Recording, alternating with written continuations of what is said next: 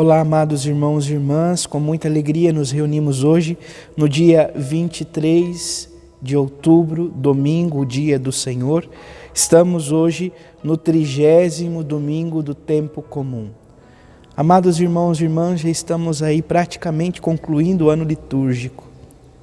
Nós estamos agora no 30º domingo, domingo que vem 31º, no próximo 32º, depois 33º e no último domingo do ano litúrgico, então, a solenidade de Cristo, Rei do Universo, para que no outro domingo nós possamos estar iniciando o novo ano litúrgico, um novo tempo litúrgico, aonde então damos início ao Advento. Este tempo tão oportuno, onde os nossos corações são convidados à espera, à vigília, à expectativa amorosa da vinda de nosso Senhor Jesus Cristo, do seu nascimento. Nós vivemos então este contexto tão oportuno. Você que está chegando agora ao canal do YouTube de nossa paróquia, eu te convido a se inscrever, a deixar o seu like, o seu comentário, a compartilhar esse vídeo com alguém que você conheça, para que o Evangelho de nosso Senhor Jesus Cristo alcance mais corações. Iniciemos este momento em nome do Pai, e do Filho, e do Espírito Santo. Amém. A graça e a paz de nosso Senhor Jesus Cristo, o amor do Pai e a comunhão do Espírito Santo esteja sempre convosco. Bendito seja Deus que nos reuniu no amor de Cristo. O Evangelho de hoje, amados irmãos e irmãs, se encontra em São Lucas, capítulo 18, versículos de 9 a 14. O Senhor esteja convosco, Ele está no meio de nós. Proclamação do Evangelho de Jesus Cristo, segundo Lucas. Glória a vós, Senhor. Naquele tempo, Jesus contou esta parábola para alguns que confiavam na própria justiça e desprezavam os outros.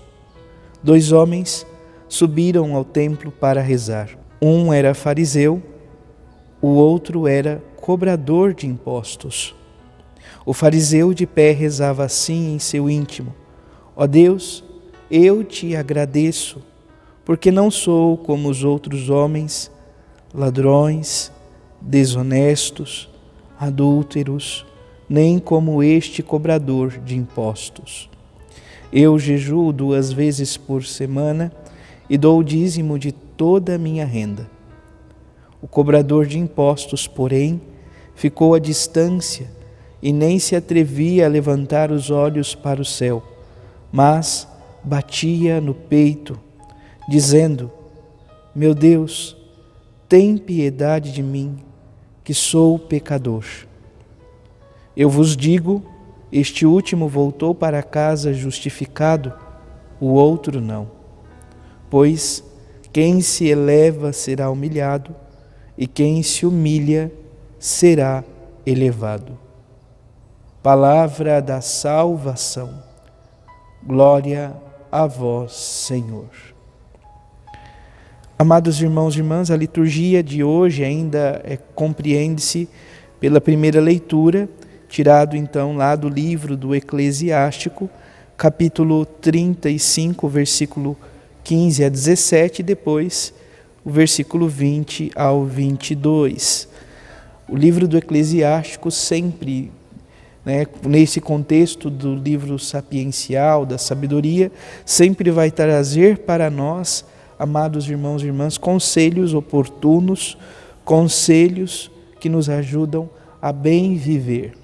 Hoje, de um modo especial, este então conselho se volta, sobretudo, para com os mais necessitados. O Senhor é juiz que não faz discriminação de pessoas.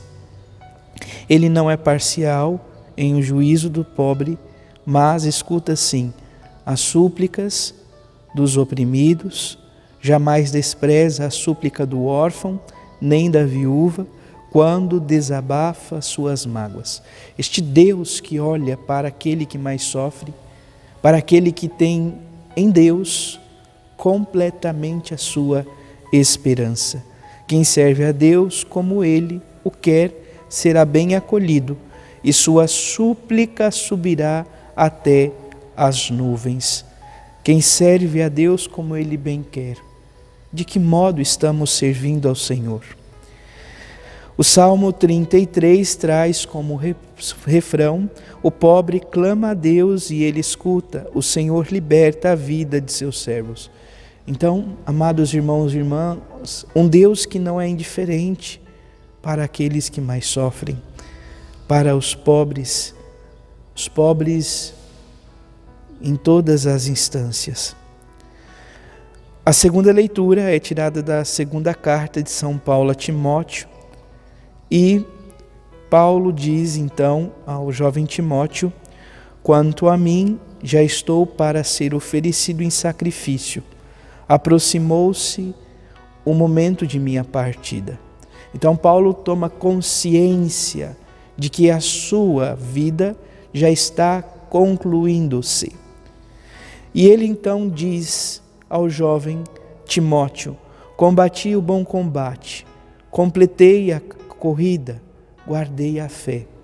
Esse deve ser então o combate de todo cristão: combater o bom combate, completar a corrida, guardar a fé. Quem assim vive, como diz o apóstolo, está garantido a graça da coroa da justiça, que o Senhor justo juiz dará a todos com amor e com toda a sua glória. Então que possamos em nossa vivência combater o bom combate, completar a carreira e guardar a fé. O Evangelho, por sua vez, nos convida a aprofundar então tanto aspectos da primeira leitura quanto da segunda leitura. Amados irmãos e irmãs, na primeira leitura nós temos então um Deus que não é indiferente com o mais necessitado. Nós ouvíamos claramente isto na primeira leitura. Na segunda leitura, nós ouvimos então aquele que procura viver conforme os desígnios de Deus no combate, no seguimento, então na luta cotidiana, no seguimento diário e na graça de guardar a fé. Este alcança a coroa imperecível, a coroa da vitória. No Evangelho, nós nos deparamos, amados irmãos e irmãs, uma parábola que nosso Senhor Jesus Cristo conta aos discípulos e a cada um de nós hoje. É importante tomarmos consciência disto. Jesus nos fala hoje sobre esta realidade.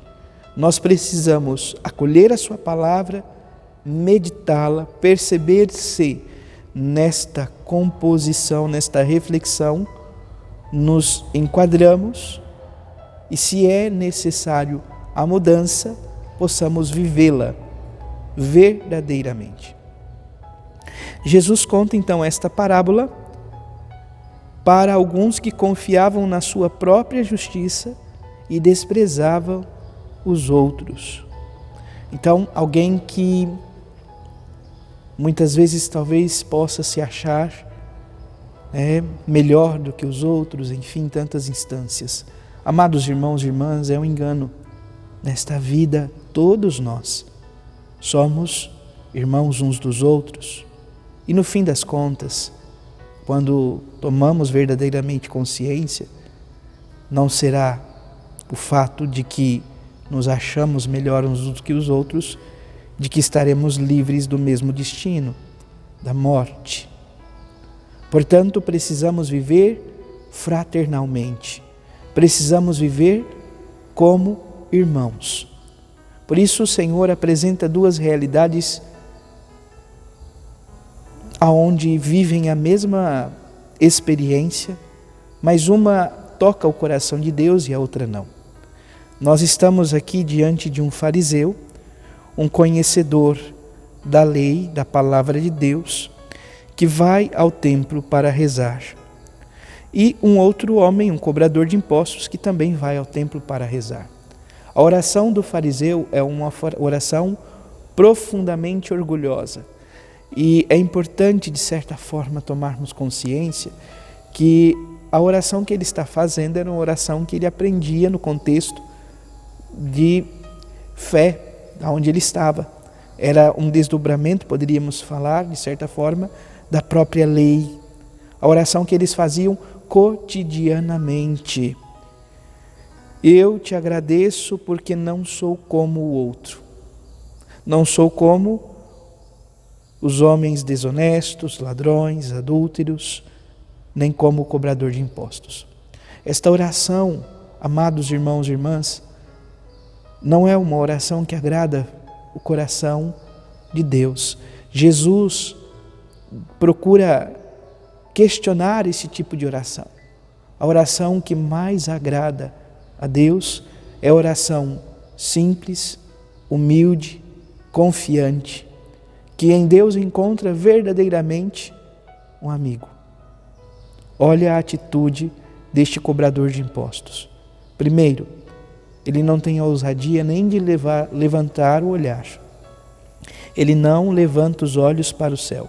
Isso significa, Santa Teresinha vai dizer que a oração é um olhar lançado aos céus, elevado aos céus.